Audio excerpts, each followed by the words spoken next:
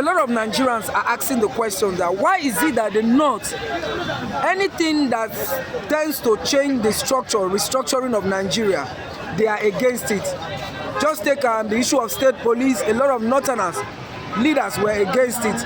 And even this restructuring of states that the president is trying to talk about, they are also against it. Why are the North actually against things that talks about changing the status quo of what we have presently? Thank you for having me. I'm going to tell you that the reason is not far-fetched because the North is the greatest beneficiary of the fraudulent status quo of Nigeria currently. Because the current composition of Nigeria gives them undue advantage. How can you explain a situation where currently Kano is having 44 local governments? Kano and Jigawa were together. Jigawa was carved out of Kano, and as we speak, Kano is having 44 and Jigawa is having 27. Put together, we are talking about 77 local governments. There's no justification behind that. Now, I've seen a report from Sahara Reporter where the Sultan of Sokoto was quoted to have said, how do we survive if Nigeria break? That doesn't explain the reason they don't want to alter anything that has to do with the status quo. Even the state police is cited. I've seen a report from a prominent Northerner who is already saying Tinubu want to use state police to punish the North. That the North do not have the funding to fund state police. And this is a problem talking about the insecurity created by Northerners, specifically Fulani militias. And every attempt to resolve it is hitting brick wall from the same northern cabal. I will tell you that whether it comes to economic reform, when it comes to political reform, when it comes to security-wise, the North, particularly the Fulani hegemony, will always stand against it. That was explain the reason we even saw when the government wanted to come about the tax reform bills that seek to give areas that generate more advantage. We saw the North rising against it. Not just rising against it, they use their number in the National Assembly to water it down to ensure that they expunge every area that was repugnant to the interests of the North before it was passed. I have to tell you that the version that it passed have already removed all the areas the North felt the federal government wanted to deplete their revenue. And for me, this is not fair. How come in the North we're having 19 states? In the South we're having 17 states? Now, there is a state police bill already sent to State House of Assembly, where we are expecting to tell majority of the State House of Assembly to endorse it. To tell majority of the State Houses of Assembly in Nigeria is 24. So it means we are requiring 24 State Houses of Assembly to endorse it before it can come out to the President for presidential assent. Make no mistake about it, I'm not a supporter of Tinubu, but on the issue of state police, I support it 100%. Now, if the North go back to their own region, I want to use their number to kill that bill, there is a possibility of doing that. If Tinubu is not able to do a proper lobbying, because if you take out 24 states out of what we have currently, you will not get the required number from the southern part of the country. And what gave them that advantage is the military, because it's the military that made the constitution in such a way that you need to tell majority states to endorse any constitutional amendment for it to become a law. So for me, the North must allow some level of reform to take place. I want to tell you that even in the Abuja Accord, a reform policing system was part of it. A decentralized military system was part of it. Now that we are seeing the government telling the whole world, telling Nigerians that we need to reform our policing system. Because don't get it wrong. State governors have been complaining that they do not command the security architecture in their respective states. Even with the recent happening in Oyo State, Sheikh Makinde have come out to tell the whole world that, do I agree with him anyway, that he go about with the burden of the governor and the chief security officer of his state, but yet that you don't command the security architecture in his state. That is the truth anyway. But now the government say, let us give governors some level of security power to parade. Governors from the leaders from the North, particularly the Fulani hegemony, are taking against it. And look at their scheming to come back to power. The North have this tendency to become afraid anytime a Southerner is in office. they have that phobia. They always want to ensure that they return to power. Look at with everything Buhari did wrong in his time, the South allowed him to finish 8 years. Buhari spent $1.98 billion to construct a rail project from Nigeria to Niger. A rail project that has no economic importance to the Nigerian economy. Yet nobody questioned him. The Buhari government spent a whopping sum of $19 billion to repair our refineries. And as we speak, none of the refineries is functioning. The same amount that is almost equivalent to the amount that was used to build Dangote refinery, the single largest trade refinery in the whole world, is what Buhari wasted, and nobody is talking about it. The same Buhari borrowed 30 trillion naira from CBN through ways and means, and in all the borrowing, he flouted the laws that enable the borrowing, and as we speak, nobody is talking about it. But for me, I have to say that whether they not like it or not, we must come about state police. Whether they like it or not, we must solve this problem of insecurity. All right, you talk about the Northern being afraid of dividing the country, quoting the shorthand of Sokoto. Borno State Governor, recently said that Peter Obi should not be trusted, that he cannot be trusted as the president because he believes in Biafra. Is this the reason why Northerners will not vote for Peter Obi?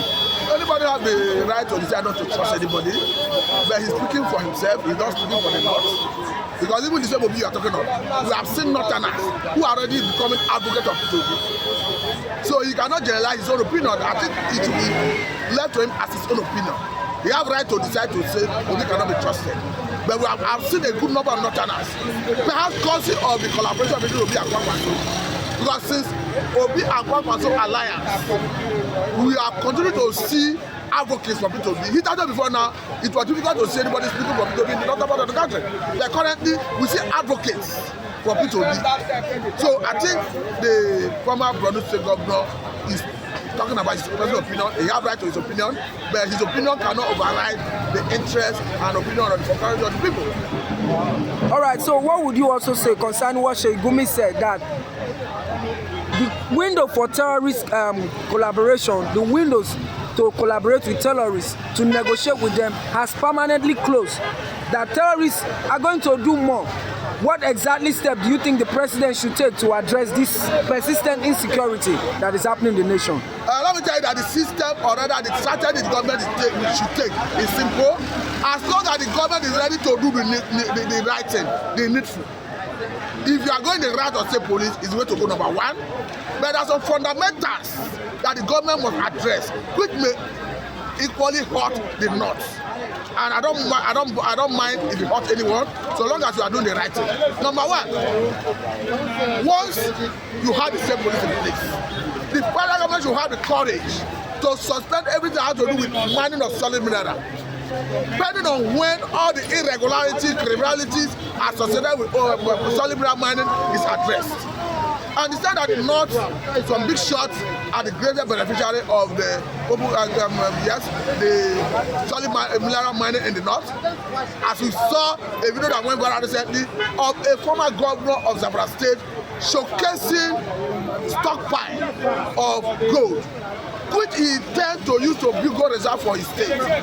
These same natural resources are supposed to be done to federal government. So federal government should suspend everything that has to do with solid mineral mining. I've seen the video of a military personnel who made it emphatically clear that he could even be arrested for saying what he said. That anywhere he discovers solid mineral, banditry must be taken on in that place. That the military will be busy fighting the bandits at the front, illegal mining of solid mineral will be taking place at the back. We are still at Moshomole, who have challenged federal government to use the same might they use against militants in the creeks of Niger Delta, against illegal miners of solid mineral in the northern part of the country. And it has been proven that Chinese nationals are not engaging in illegal mining of solid mineral in Nigeria. So we should suspend everything that has to do with mining of solid mineral and address the criminality involved in it. Second one, the government should ensure, these are other state governments, to start enacting anti-open grazing laws. Because open grazing has been identified as a subtle way of terrorism. So they should start enacting at the open grazing law. I understand that in that past, the state government under the governorship of Ayofayose, and of course, Benue state government under the governorship of Samuel Otom enacted at the open grazing laws. But it was difficult to enforce because federal police were the one enforcing it. But if you now have state police in place, enforcing it will be seamless. It will be easy to enforce, so they should go and start enacting it. All right, finally, what would you say concerning the alleged fake scandal that Prince Adeyemi's father has now been arrested by the police? And what is your own conclusion in all of this scandal that is going on? Who is lying? Is it the federal government or Prince Adeyemi? For me, on that issue, I'm going to tell you that the government should come clean, and that by us standards, going by the tenets of the Nigerian Constitution, the government, the police have no right to arrest the man, talking about the father or the accused, except otherwise. They are saying that they have accusation against the man in person. For instance, if you tell the man to go, what are you charging the man? They are breaching the man's rights. We are seeing so many legal luminaries, senior advocates coming out to lend their voices on this. Even the chairman of Nigerian MBA, the chairman of MBA have equally have led his voice. Even Falana and all of them. And of course, it was Falana that broke the news about the arrest, because according to what I read, I think from Point Paper, where Falana called to inform them about the arrest of the man. But the question is, you cannot arrest the father to force the surrender of the son. Our law does not permit that. If that is the reason to arrest him, I want to believe that they have done the wrong thing and that they should quickly release him and apologize to him. Except otherwise, they have reason. Perhaps the man has committed his own offense that they are investigating him. They are looking at the issue, of course, the alleged fake agency of government. The government is not telling us the truth. How can you tell me that you call this agency a fake agency? They succeeded in opening accounts in CBN. They succeeded in raising budget appropriation that passed through the whole rigorous process of budget scrutiny out of the Senate, and the budget came out, it was passed. How do you explain a situation where, because we know that during the process of budget, the relevant agencies and departments normally come to meet with relevant committees of the Senate and to defend their budget. Who came to defend for them? So the government should come and clean and tell us what actually transpired. As far as I'm concerned, the government is not telling us the truth. There's a whole lot of secrecy surrounding this. But what I can say confidently is perhaps the president himself, talking about Senator Tinubu, may not be personally involved.